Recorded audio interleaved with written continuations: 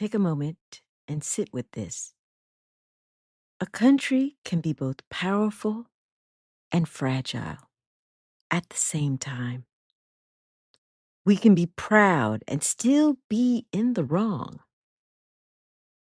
And right now, we're standing in the middle of a reckoning. The question isn't why anymore. It's what do we do next?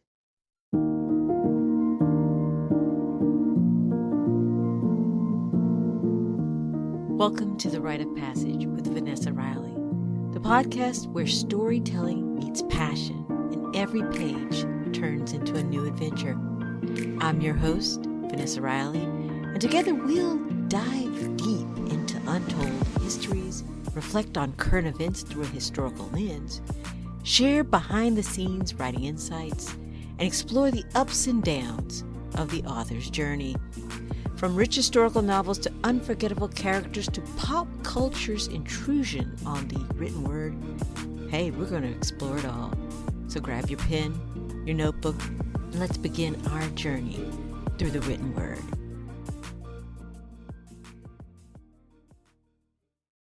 Let's start your rite of passage. There's a hard truth we don't like to acknowledge. We are here because of apathy, arrogance, and anger. And three things can be true at once. First, the reckoning. The judgment on America can be deserved. Our standing in the world, the fall from once being revered to a joke is deserved. Our actions have impacted for the worst the world economy. Second, there are a lot of people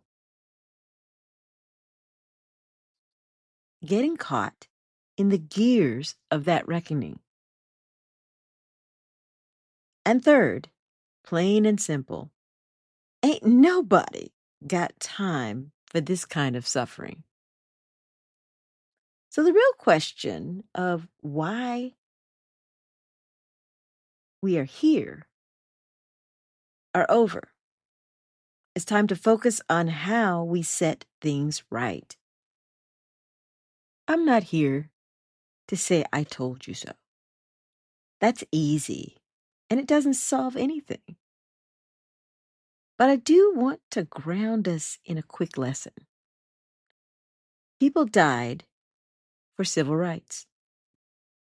Not centuries ago, less than 70 years. There are people caught in pictures, screaming at little children, threatening violence because a child wants an education. Less than 70 years. They can still be alive. Their children who grew up with hate are still here, still carrying the hate. But now they are screamers, politicians, footstools in the patriarchy. Heck, they might be leading it. The Voting Rights Act passed in 1965. So let's round up. That definitely is 70 years. And that is supposed to make up for 400 years of slavery. According to the Equal Justice Initiative, at least 4,400 lynchings of Black Americans occurred between 1877 and 1950.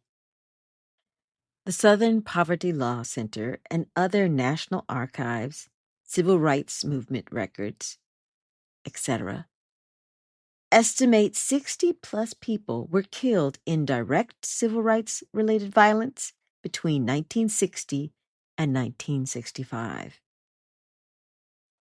And we pretty much just know the famous names. Medgar Evers, 1963. Herbert Lee, 1961. James Chaney, Andrew Goodwin, and Michael Sherner, 1964. Jimmy Lee Jackson, 1965.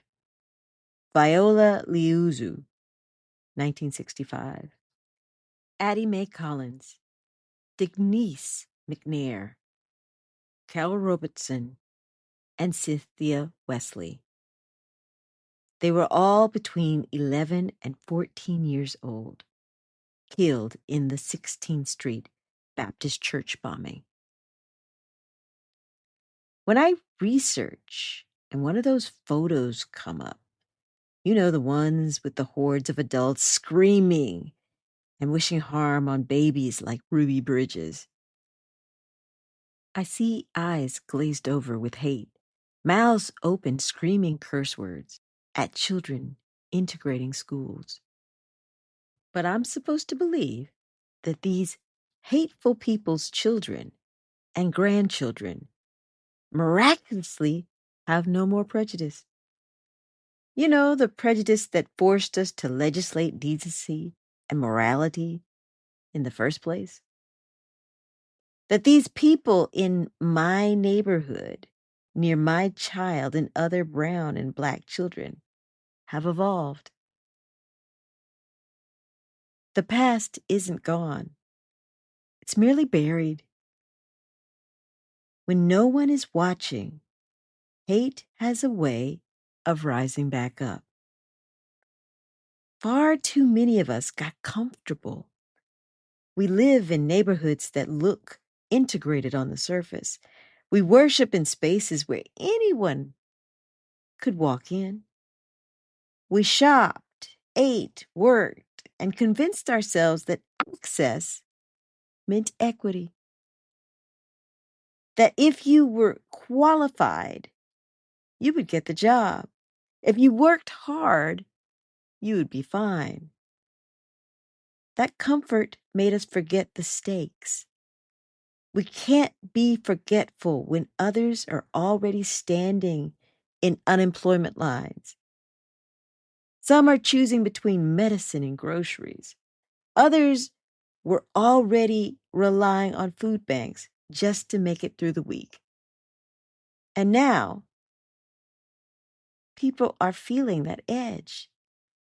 17,000 people just lost their job as fuel prices spike. We had an economy that, for a moment, felt like it was rebounding, strong and enviable.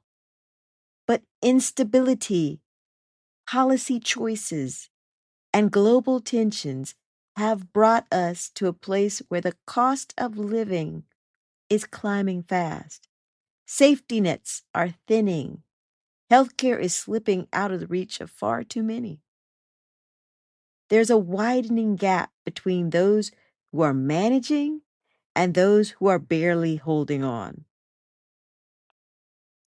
Yes, if you have a roof over your head, a working car, food in your fridge, you're not doing so badly. But that's not the whole picture. It can't be. One paycheck away, one emergency away, one layoff away from disaster. If you're listening to this essay on a podcast app, on Substack, anywhere you have a degree of privilege, use that guilt, bear our responsibility in this mess. We were at one point moving slowly, imperfectly toward a more perfect union. Then fear crept in. Fear that equality means loss. Fear that if everyone has a seat at the table, some people wouldn't feel special anymore. And that fear dressed itself up in many forms: sexism, misogyny, exclusion, resentment, and yes, good old-fashioned racism. Yet, you can't put that genie back in the bottle. There's no Superman coming to spin the world backwards so we undo everything and make better choices. This is the burden and the beauty of a fragile democracy. We get to choose, even when we choose poorly. So now we're here in this moment, asking ourselves, what else are we willing to lose? How much more will be stripped away before we pay attention? I am afraid, more afraid than angry. This is a new place for me, and I suppose for you too. Since three things can be true at once, then we can do three things at once. We can acknowledge the reckoning. We can care for the people caught in it. And we can decide collectively that we don't have to sit around and take things like voting for granted. That is, if we still can.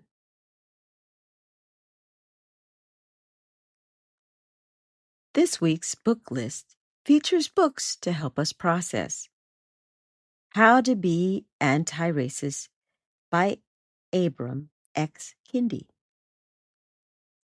explains how neutrality and not racist thinking fuel systemic harm.